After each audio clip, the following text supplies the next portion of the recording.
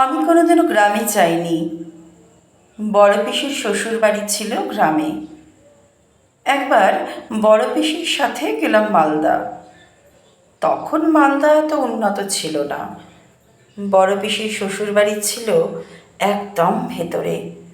Malda station থেকে সেই আগেকার দিনের গাড়িগুলো ছিল, সেইগুলো করে যাচ্ছি তো যাচ্ছি, পথ যেন আর ফুরায় না। অবশেষে গিয়ে পৌঁছালাম বড় পিসির শ্বশুরবাড়ি। প্রায় সূর্য তখন অস্তাচলে। কারেন্ট বলে কোনো বস্তু এখানে নেই। হ্যাচাক চালানোর প্রস্তুতি চলছে। আমাদের দেখে সবাই দৌড়ে এসে আপ্যায়নে মেতে উঠলেন। এক ধামা মুড়ি, বাতাসা, নাড়ু আমাকে খেতে দিলেন বড় পিসির শাশুড়ি। অন্ধকারে খুব ভয় পেতাম আমি চিরকাল। আমাদের কলকাতার বাড়িতে কারেন্ট জন্ম থেকেই দেখছি। ফ্যান আলোতেই মানুষ। যদিও সে সময় খুব লোডশেডিং হতো। আমাদের বাড়ি ছিল উত্তর কলকাতার শ্যামবাজার। খুব জমজমাটি জায়গা চিরকালই। আমাকে ছোট থেকেই আঁকাতে ভর্তি করানো হয়েছিল। মেঠো পথ, গ্রামের বাড়ি আঁকতে আঁকতে সেগুলো চাক্ষুষ দেখার ইচ্ছে মনে জাগল। বড় পিসির শ্বশুরবাড়ি মালদা হলেও বড় পিসেমশাই কর্মসূত্রে কলকাতায় থাকতেন। সেই সুবাদে বড় পিসিও আমাদের পাড়াতেই বাড়ি নিয়ে থাকতেন ওরা। বড় পিসি তখনও মা হননি। আমাকেই নিজের সন্তানের মতো ভালোবেসে আগলে রাখতেন।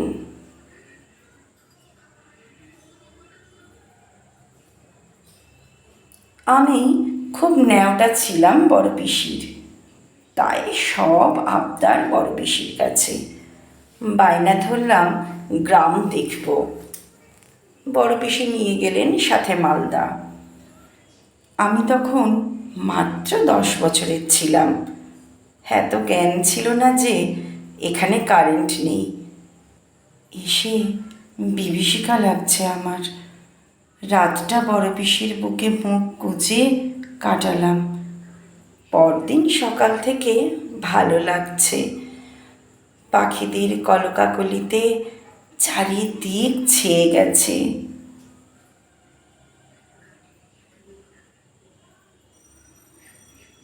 বারোমেশে কোকিলের কুহুতানি, চারিধারে গ্রাম্য শোভায় মেঠো গন্ধে মন যেন ভরে উঠছে।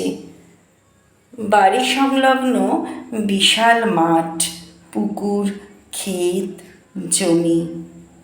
ভোর 5টায় ঘুম ভেঙে জানলা দিয়ে দেখছি প্রকৃতির শোভা। কানে মৃদু একটা বাঁশির আওয়াজ ভেসে আসছে। অনেক দূর থেকে সেটা বোঝা যাচ্ছে। মাথার ভেতরটা কেমন নাড়িয়ে দিচ্ছে। কান চেপে ধরলাম শুনবো না বলে। পিসির জায়ের মেয়ে রাধার সাথে পুকুরের ধারে বসে মাছ ধরা দেখছি। মাছগুলো কিলবিল করছে। মনটা এদিকেই ছিল। হঠাৎ কানে আবার সেই করুণ সুর ভেসে আসছে। রাধা নির্বিকারভাবে তেঁতুল গাছের তেঁতুলগুলোকে তাক করে ঢিল ছুঁড়ছে। আমার কানে যে আওয়াজ আসছে, রাধার কানেও কি আসছে একটা বাঁশির আওয়াজ? জানতে চাওয়াতে রাধা না তো বলে আবার তেঁতুল পাড়তে ঢিল মারতে লাগলো। বাঁশির আওয়াজটা আমার মনকে বিষণ্ণ করে দিচ্ছে। দৌড়ে বাড়ি চলে এলাম। পিসিকে বলবো কি না, ভেবেও বলে উঠতে পারিনি। দুপুরে সবাই শুয়ে ঘুমাচ্ছি, এমন সময় কানে আসছে রাধার গলা। পুব পাড়ে খেলতে যাচ্ছি, চলে এসো। চোখ তাকিয়ে দেখি কেউ নেই। রাধার পায়ে যদিও সর্ষে লাগানো, ডেকেই পালিয়ে গেছে বুঝলাম। কলকাতায় তেমন খেলতে যেতে পারি না, তাই খেলার টানে উঠে বাড়ি থেকে বেরিয়ে গেলাম মাঠের দিকে।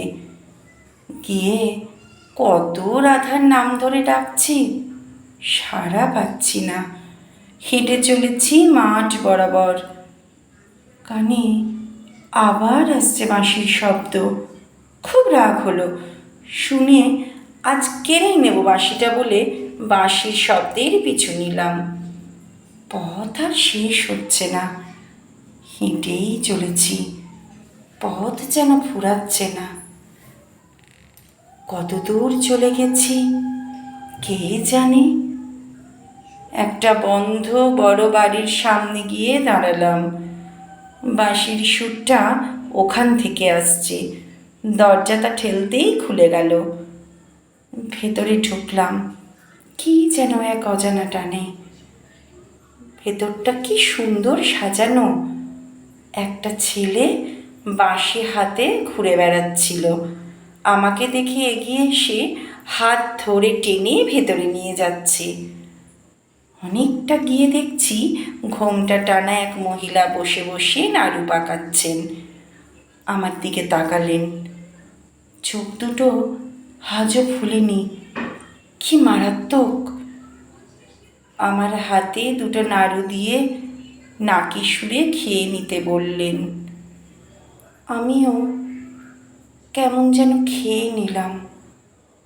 ঘোরের মধ্যে ছেলেটার সাথে খেলছি। ছেলেটার চোখের মণিটা কেমন যেন বিড়ালের চোখের মতো। সেটা মারাত্মক উজ্জ্বল। গাটা অসম্ভব ঠান্ডা। বাড়ির লোকের কথা ভুলেই গেলাম। রাত হয়ে গেল। কত শত শত বাচ্চা সেখানে বিভৎস সব কার্যকলাপ চলছে। আমাকে ওই মহিলা লুকিয়ে নিল। প্রেতপুরীতে এসে পড়েছি। পরে বুঝেছি আমার সারা শরীরে মূর্ছনা শুরু হয়ে গেছে। রক্তচক্ষুর একজন লোক খাঁড়া হাতে সেখানে আমাকে খুঁজে বেড়াচ্ছে। মানুষের গন্ধে ভরপুর। আয় বেরিয়ে আয়, কে আছিস? আমি ভৈরব কালীকিঙ্কর। আমাকে ফাঁকি দেওয়া অসম্ভব। ভারী পুরুষালী কণ্ঠ। তখন ছোট ছিলাম, অত বুঝতে পারছিলাম না। এখন বুঝি পুরুষালী কণ্ঠ ঠিক যাকে বলে সেটা ওই লোকটার ছিল। পরনে কালো বস্ত্র, গলায় রুদ্রাক্ষের মালা, ভয়ঙ্কর মুখমণ্ডলে লম্বা করে কালো তিলক কাটা, গলায় মানুষের হাড়ের মালা। নরপিশাচ এক কথায়। এই ভৈরব প্রকৃত অর্থেই কাপালিক, ভূত সাধনা করত। এই বাচ্চা ছেলেটি ছিল ওর অধীনস্থ, গোলাম। আর এই বাড়িটা ছিল পুরোটাই ভূতের বাড়ি, কাপালিকের আড্ডাখানা। সাধনায় সিদ্ধি লাভের নেশায় নরবলি দেওয়ার জন্য এই বাচ্চা ছেলেটিকে বশ করে রেখেছিল। ছেলেটিও ওর পৈশাচিকতার শিকারে মারা গেছে। ও ছোট থেকেই খুব ভালো বাঁশি বাজাতো। সেই বাঁশির টানে বাকিদের টেনে আনার দায়িত্ব ওই বাচ্চা ছেলেটির। আঁচলের তলায় যিনি আমাকে লোকালেন তিনি ওই কাপালিকের নরপিশাচ খাদকের স্ত্রী আর ওই বাচ্চা ছেলেটার মা। তিনিও মৃত। ক্রিয়াকলাপে বাধা সৃষ্টি করে বলি প্রদত্ত মানুষদের ছেড়ে দিত বলে একদিন স্ত্রীকেও হত্যা করতে ছাড়েনি। ওখানে সবাই ছিল হত্যার শিকার ও অতৃপ্ত আত্মা। নরপিশাচের আজ্ঞাবহ। খুব হিংস্র ধরনের ছিল ওর আচরণ। ছোটবেলায় ওর ক্রিয়াতে বুঝতে পারিনি, এখন মনে পড়ে সব। রীতিমতো মহিলা কঙ্কালগুলো দিয়ে নিজের শরীরের ভোগ মেটাতো। বড় হয়ে জেনেছিলাম এগুলো তন্ত্রের অঙ্গ, পিশাচ জাগানো সব তন্ত্র। তবে জীবিত কোনো নারীর সাথে শয়নকক্ষে ঢুকতেন না। আমি তখন এতটাই ছোট, মহিলা ও ছেলেটা যে মৃত ও অতৃপ্ত আত্মা সেটা অবধি বুঝতে পারিনি সেদিন। আমার ভূতের খুব ভয় লাগতো। আমি ভূতের ডেরায় চলে এসেছি বুঝলাম। দেখছি কঙ্কালগুলো হেঁটে চলে বেড়াচ্ছে। আমার এখনো সে বীভৎস রাত মনে আছে। ভয়ে দম ফাটা চিৎকার করছি, শ্বাসরোধ করা গলায় চাপা নরপিশাচের হাসির শব্দ শুনে কান চেপে ধরেছিলাম। সেদিনটা ছিল আমার বলির দিন। মহিলাকে নরপিশাচ কাপালিকটা আমার কপালে একটা কালো টিপ লম্বা করে পরিয়ে বলেছিল আমাকে গঙ্গা থেকে মধ্যরাত্রে স্নান করিয়ে আনতে।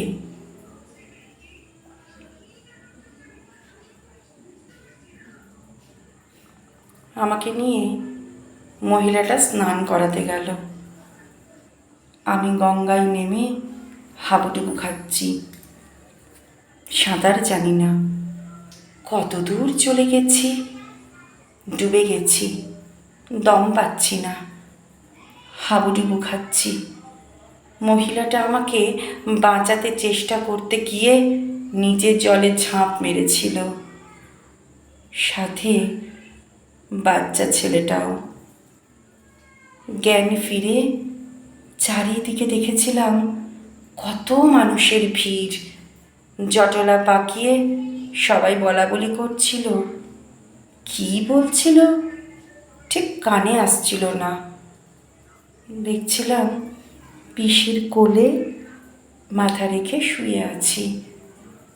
পিসি হাপুস নয়নে কেঁদে যাচ্ছেন আমাকে জড়িয়ে ধরে। তারপর বাড়ি গিয়ে ডাক্তার দেখানো হয়েছিল আমাকে। গায়ে জ্বর। আমাকে নাকি 3 দিন বাদে গঙ্গার পাড় থেকে পাওয়া গিয়েছিল, অচৈতন্য অবস্থায়। পেটে জল ছিল। মাঝি ভাইরা রাতে মাছ ধরতে এসে দেখেছিল একজন মহিলা আমাকে কোলে করে পাড়ে তুলছেন, সাথে একটা বাচ্চা ছেলে। ওরা ছুটে আসার আগেই মহিলা আর বাচ্চা ছেলেটা কোথায় মিলিয়ে গেল আর দেখতে পাইনি কেউ। মাঝিরাই আমার পেট থেকে জল বের করেছিল। তারপর আমার শ্বাস প্রশ্বাস স্বাভাবিক হয়েছিল। আমার মুখ থেকে সব ঘটনা শুনে সবাই বলেছিল এমন একজন নরপিশাচ তান্ত্রিক কাপালিক ওই বাড়িতে ঘাঁটি গেড়েছিল। ওটা ছিল গ্রামের জমিদারের বাড়ি। জমিদারের স্ত্রী অসুস্থ হওয়াতে দিশেহারা জমিদার এই তান্ত্রিকের পাল্লায় পড়েছিলেন। জমিদারের স্ত্রী অসম্ভব সুন্দরী ছিলেন। এই তান্ত্রিক ছিল নরপিশাচের সাধক। জমিদারের বউকে সুস্থ করার নামে পুরো জমিদারের মহলটা হড়প করে নিয়েছিল, আর জমিদার গিন্নিকে ভোগ করতে লাগলো আর নিজের তন্ত্রক্রিয়া করতে লাগলো। জমিদার সব বুঝলেন যেদিন অনেক দেরি হয়ে গিয়েছিল।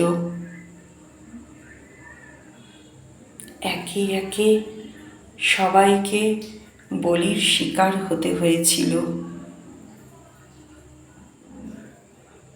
এমনকি জমিদারের ছেলেকেও, যে কিনা অসম্ভব ভালো বাঁশি বাজাতে পারত।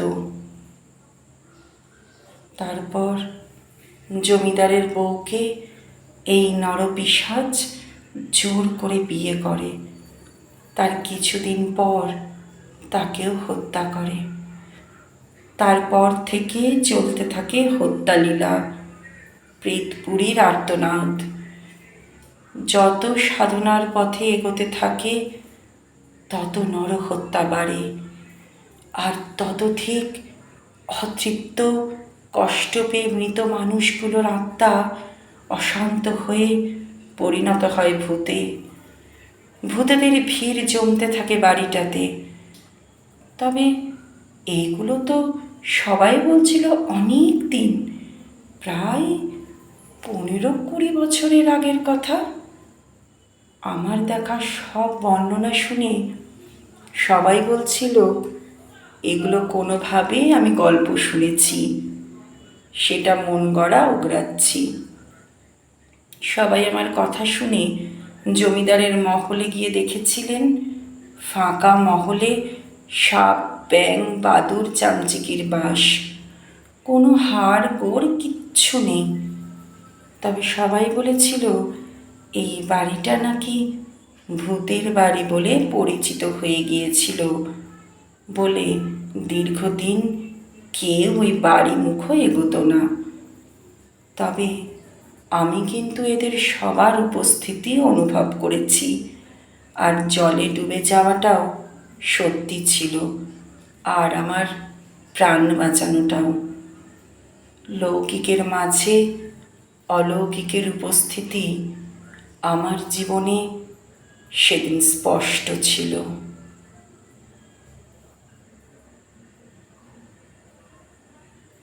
গল্পটা এখানেই শেষ হলো। কলমে সন্দীপা সরকার মুখার্জি, কণ্ঠে সন্দীপা সরকার মুখার্জি। যদি আমার গল্প আপনাদের ভালো লাগে একটা লাইক, কমেন্ট করে চ্যানেলটিকে সাবস্ক্রাইব করে দেবেন, আর গল্পটা একটু বন্ধুদের মধ্যে শেয়ার করে দেবেন, আর অবশ্যই বেল আইকনটা ক্লিক করে রাখবেন পরবর্তী গল্পের নোটিফিকেশন পাওয়ার জন্য। নমস্কার।